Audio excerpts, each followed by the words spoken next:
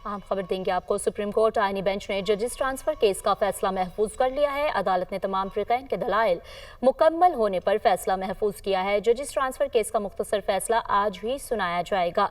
इस पर मज़ीद तफसीलात जान लेते हैं। हसीब मलिक हमारे साथ मौजूद है। हसीब, हमें तफसीलन आगाह कीजिएगा इस पर।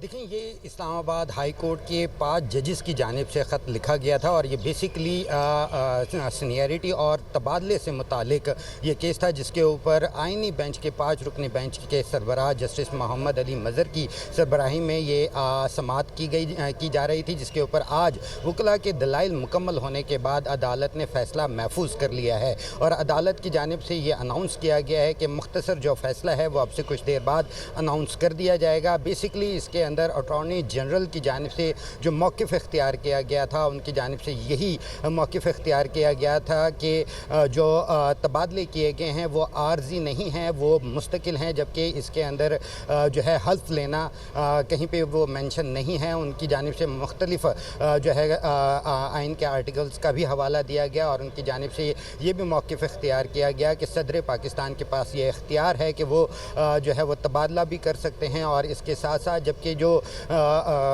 बानी पीटीआई के जो वकील थे इदरीस अशरफ, उनकी जानिब से भी आज जो है वो दलाइल दिए गए थे और उनकी जानिब से जवाबुल जवाब का ये सिलसिला था, जिसके अंदर बेसिकली उनकी जानिब से ये मौक़िफ़ इख्तियार किया गया था कि जुडिशल कमीशन के पास जो है वो ये इख्तियार नहीं है कि वो किसी भी जज को जो है वो मुस्तकिल उसका तबादला कर सके। और उनकी जानिब से बेसिकली जो इख्तिलाफ़ किया गया था वो तबादले के साथ साथ जो नोटिफिकेशन जारी किया गया था उसके अंदर मुद्दत मेंशन नहीं की गई थी, उसके ऊपर उनकी जानिब से जो है वो एतराज़ उठाया गया था। और उनकी जानिब से ये मौक़िफ़ इख्तियार किया गया था कि जो लाहौर हाई कोर्ट से आने वाले जो जज हैं, जो कि इस्लामाबाद के अंदर इस वक्त कायम मकाम चीफ जस्टिस हैं, उनका जो लाहौर हाई कोर्ट के अंदर नंबर था वो 15वां था, जबकि जो उनसे सीनियर 14 जो जजेस थे उनको नज़रअंदाज करके 15वें नंबर के जज को जो है वो उनका तबादला किया गया। तो ये हसीब मलिक, आप हमें तफसीलन आगाह कर रहे थे।